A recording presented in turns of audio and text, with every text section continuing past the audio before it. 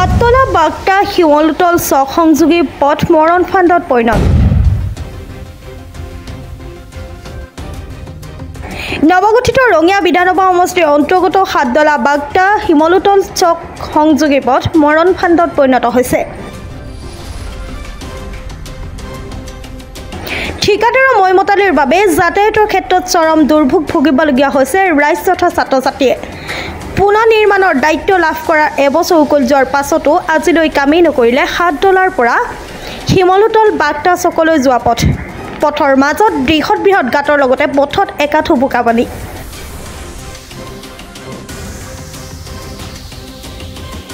পথৰ দুৰৱস্থাত সঘনাই পথটোৰ গাঁতত গাড়ী সোমাই সংঘটিত হৈছে দুৰ্ঘটনা। আশ্চৰ্যজনক কথাটো হ'ল বিগত এবছৰ পূৰ্বে ব্ৰাইট ইঞ্জিনিয়াৰ্ছ নামৰ এটা নিৰ্মাণকাৰী প্ৰতিষ্ঠানে 5 কোটিৰো অধিক ধন ধাৰ্য কৰি লাভ কৰিছিল পুনৰ নিৰ্মাণৰ অনুমোদন। কিন্তু আজিলৈ আৰম্ভ নকৰিলে পুনৰ নিৰ্মাণৰ কাম। বিভাগীয় নীতি নিয়মক বুঢ়া আঙুলি দেখুৱালেও ঠিকাদাৰ আৰু নিৰ্মাণকাৰী প্ৰতিষ্ঠানৰ বিৰুদ্ধে ব্যৱস্থা লোৱাৰ সাহস নাই হাজো লোক নিৰ্মাণ বিভাগৰ অভিযন্তাৰ।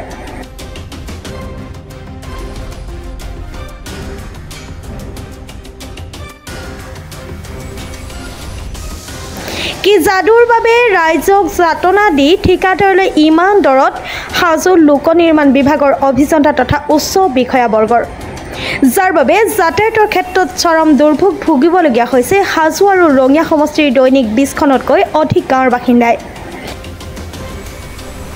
উপায়হীন ৰাইজে মুখ্যমন্ত্ৰীলৈ অনুৰোধ জনাইছে সোনকালে পথটি পুনৰ নিৰ্মাণৰ ব্যৱস্থা কৰিবলৈ। এইটো আমাৰ বাগটাৰ পৰা হাততলা চকলৈ যোৱা পথ, আমাৰ বাগটা চকৰ পৰা। কিন্তু পথটোতো আমাৰ এতিয়া পাক ৰুব পৰা হৈছে, ভুই ৰুব পৰা হৈছে, আকাঠো পানী হৈছে। বৰষুণ এজাক সৰু কিনিকিনা বৰষুণ আহিলে ইয়াত মানুহ গৰু ছাগলী কোনো ধৰণৰ মানে সাঁতুৰি পাৰ হাত হ'ব লগা অৱস্থা আছে এই ৰাস্তাটোত। চব খলাবামা হৈছে, চব খলাবামা ইয়াৰ পৰা একদম হাততলালৈ।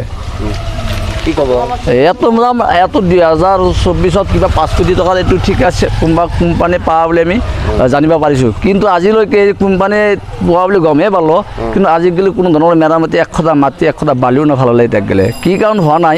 এইটো আমি আমাৰ ফালৰ পৰা আমি চৰকাৰক দাবী জনাইছোঁ যে অতি সোনকালে এই ৰাস্তাত যে আমাক ভালদৰে মেৰামতি কৰি দিয়ে বা আমাৰ যিটো যে হান্দি চেংচন কৰিছে ঠিকাদাৰক অতি সোনকালে আমাক কামটো কৰি দিয়াৰ কাৰণে আমি মুখ্যমন্ত্ৰীক আবেদন বা গুহাৰি জনাইছোঁ।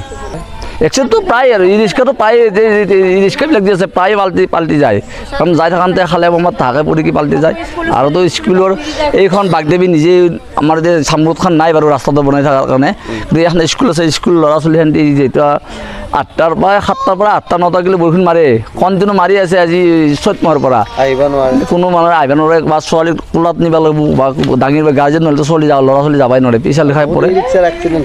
বহুত ৰিক্সাৰ এক্সিডেণ্ট হৈছে, তেনে অলপ হালিলে আৰু পাল্টি যায় গাড়ীখন।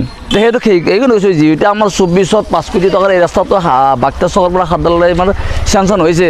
যোন ঠিকাদাৰে নলওক যে অতি সোনকালে আমাৰ মুখ্যমন্ত্ৰী এটাই আবেদন যে সেই যোন কোম্পানী বা ঠিকাদাৰ কৰিছে তেখেতক অতি সোনকালে এটা আমাৰ হাজোৰ যিটো মহোদয়ৰ ফালেদি অতি সোনকালে ৰাস্তাটো কৰাৰ কাৰণে জোৰ দিব লাগে, এয়া আমাৰ অনুৰোধ। আৰু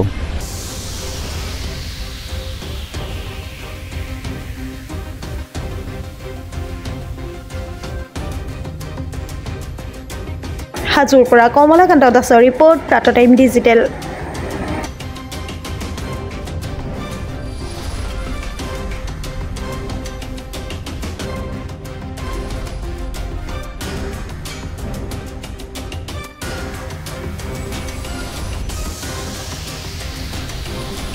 অসমৰ সংবাদ জগতখনৰ বাবে এক সুখৰ খবৰ।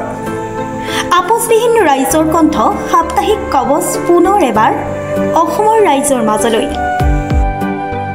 স্বত্বাধিকাৰী প্ৰণীতা কলিতাৰ দ্বাৰা প্ৰকাশিত আৰু আপোচবিহীন একাংশ নপুৰণি অভিজ্ঞতাপুষ্ট সাংবাদিকৰ দ্বাৰা প্ৰচাৰিত তথা eco printing press Guwahati Katabari গড়চুকত মুদ্ৰিত সাপ্তাহিক কবচ এতিয়া অসমৰ বিভিন্ন প্ৰান্তত উপলব্ধ। আমাৰ ঠিকনা মুখ্য কাৰ্যালয় অসম ফৰেষ্ট স্কুল, হৰি মন্দিৰ পথ, গুৱাহাটী আৰু উপ কাৰ্যালয় Kalita market, Bijoynagar, Kamrup, Assam. Mobile number হৈছে 9435114666 7002472813 আমাৰ ইমেইল আইডি হৈছে kobos2025@gmail.com